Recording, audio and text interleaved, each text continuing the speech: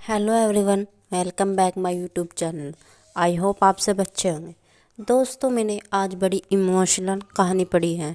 इस कहानी में मेरे दिल को छू लिया है।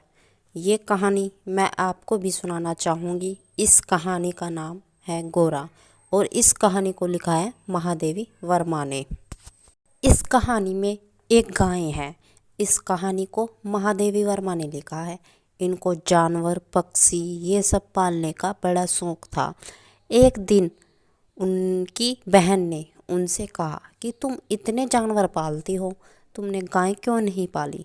क्योंकि गाय पालने के बहुत फ़ायदे हैं। उनकी बहन का पालने के फ़ायदे समझा रही थी कि दूध मिलता है, खाद मिलता है, ना जाने क्या क्या मिलता है। अब महादेवी वर्मा कहती है कि गोरा मेरी बहन के कमरे में पली हुई है। एक गाय थी। जब वह बहुत छोटी थी तब मेरी बहन के घर में आई थी। वो बोलती है कि गोरा को इतने प्यार से पाला गया था कि बाकी गाय से अलग हो गई थी। जब मेरी छोटी बहन क्षमा बोल रही थी कि तुम इतने सारे जानवर पालती हो, क्यों ना एक गाय पाल लो। उसकी ये कही हुई बात मुझे ऐसी लग गई कि मैंने उस टाइम पर तुरंत फैसला कर लिया था कि मुझे एक गाय पालनी है। मैंने आज तक अपने जीवन में बहुत से जानवर पाले, लेकिन कभी गाय नहीं पाली। उस वक्त जब मैंने गोरा को देखा तो मैं एक खो गई सी। उसके लचीले पैर थे, भरे हुए पुट्ठे थे, चिकनी भरी हुई पीठ थी और बाहर निकलते हुए छोटे छोटे सींग थे। कमल की पंखुड़ियाँ जैसे कान थे, लंबी सी पूँछ थी। उस गाय को देखकर मुझे ऐसा लग रहा था जैसे कि उस गाय को इटालियन मार्बल से तराशा कर बनाया गया हो। मैं गोरा को लेकर अपने बंगले में चली गई।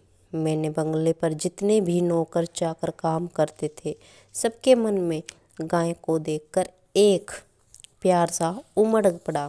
उसे लाल सफ़ेद गुलाब के फूलों की माला पहनाई, एक केसर रोली का बड़ा टीका सा लगा, घी का दिया जलाकर आरती उतारी और उसको बड़े प्यार से दही पेड़ा खिलाया गया और उसका नाम दिया गोरा। पता नहीं उस पर ये सब करने का क्या असर पड़ा, लेकिन वो बहुत खुश लग रही थी। कुछ ही दिनों में गोरा हमारे घर के जानवरों से इतना घुल मिल गई थी कि कुत्ते बिल्ली उसके पीठ के ऊपर नीचे रहते थे। जबकि वे पक्षी मैंने घर में पाल रखे थे, मैं उसके माथे पर बैठकर उसके कानों को खुजलाते रहते थे। वो भी चुपचाप अपनी आँखों को बंद करके खड़ी रहती थी, जैसे महसूस कर रही हो कि उसके आसपास जानवर कैसे मस्ती कर रहे हैं। हम सबको वो आवाज़ से ही नहीं बल्कि पैरों की आहट से भी पहचानने लगी। जैसे ही हमारी कार बंगले के अंदर आती थी तो भैं भैं की आवाज़ करने लगती थी। उसे मालूम था कि किस टाइम पे उसे नाश्ता मिलता है और किस टाइम पर उसे खाना मिलता है। सब चीज़ों को पहचान चुकी थी। अगर थोड़ी सी भी देरी हो जाती थी तो चिल्ला चिल्ला कर घर सिर पे उठा लेती थी। उसका हम लोगों से जो लगाव हो गया था ना, उसके लिए एक शब्द यूज किया है, मानवीय स्नेह। मानवीय स्नेह के समान ही निकटता ज़्यादा था जो हमने लगाव था। पास जाने पर वो अपनी गर्दन सहलाने के लिए आगे बढ़ाती थी। जब हम उसकी गर्दन पर हाथ फेरते थे ना तो अपना मुंह आंखें बंद करके आगे कर देती थी और उससे दूर जाने लगते तो गर्दन घुमा घुमा कर देखने लगती थी। तो उसे किसी एक की ज़रूरत होती थी तो एक ही आवाज़ में रहने की, बह बह करके। अब समय गुजरा। 1 साल के बाद गोरा ने एक बच्चे को जन्म दिया। उस बच्चा लाल रंग का पुतला जैसा बच्चा पैदा हुआ और उसके माथे पर एक पान के पत्ते जैसा सफ़ेद आकार बना हुआ था। उस बच्चे का रंग देखकर हमने उस बच्चे का नाम रख दिया लालमणि। लेकिन सब उसको लालू कहकर पुकारते थे। जैसे ही गोरा का बच्चा हुआ ना, तो मानो हमारे घर में दूध की नदियाँ बहने लगी। गोरा सुबह शाम को मिलाकर लगभग 12 लीटर दूध देती थी। अगर उसका बच्चा लालमणि थोड़ा सा भी दूध पी लेता था तो तब भी इतना दूध रहता था कि आसपास के बाल गोपाल बच्चे यानी कुत्ते बिल्ली सब के लिए दूध हो जाता था।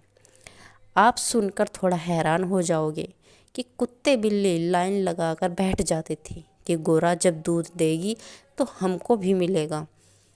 मानो वो सिर्फ लाल मणि की माँ ही नहीं थी, उन सब बच्चों की माँ थी। अपना अपना दूध पीने के बाद में फिर से बच्चों की तरह यहाँ वहाँ कूदने लगते थे और गोरा चुपचाप आंखें बंद करके लेटी रहती थी। अब 2-3 महीने गोरा ने अच्छा खासा दूध दिया, लेकिन 2-3 महीने बाद पता नहीं क्या हुआ, उसने दूध देना कम कर दिया और ऐसा लग रहा था जैसे कि वो कमज़ोर होने लग गई।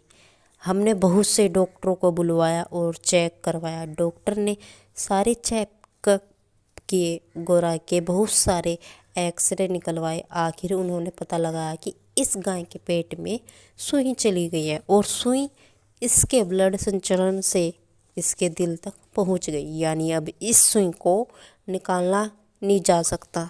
थोड़ा टाइम बाद में ये सुई इसके दिल के पार हो जाएगी, जिससे क्यों होगा, इसका रक्त संचार बंद हो जाएगा और इसकी मौत तय है। ये बात सुनकर महादेवी वर्मा जैसे चौंक गई। उनको एक झटका लग गया कि सुई कौन खिलाएगा और क्या इसके दाने चारे की खुद देखभाल करते हैं। इसके दाने चारे में सुई कैसे जा सकती है। डॉक्टरों ने बताया कि दाने चारे के अंदर से सुई गई होती ना तो मुंह में रह जाती, लेकिन ये सुई गई गुड़ की में। आप लोग जो गुड़ खिलाते हो ना, तो इसके अंदर तेज जैसे झंझोड़ के रख देने वाली थी। इसके बाद गोरा को मौत से संघर्ष शुरू हो गया। सोच सोच के ही आज मन सहर उठता है। डॉक्टरों ने कहा गोरा को सेब का जूस पिलाओ, जिससे क्या होगा, कैल्शियम जम जाएगा और सुई जैसे अंदर चुभेगी नहीं। रोज रोज उसके लिए कहीं सेबों का जूस निकल आना गया और नली से उसको पिलाया जाता। सख्ती के लिए बहुत सारे इंजेक्शन दिए जाते थे। जाने कितने इंजेक्शन बेचारी मासूम गाय को लगाए जाते थे, जिससे उसे चुभन में बहुत पीड़ा होती थी। मैं ये उसकी पीड़ा देख ना सकती थी। उसकी सुंदर सुंदर उदास आंखों के कानों में पानी भरा आता था। मैं देख सकती थी अब हालत ऐसी हो गई थी कि बेचारी अब उठ भी नहीं पाती थी।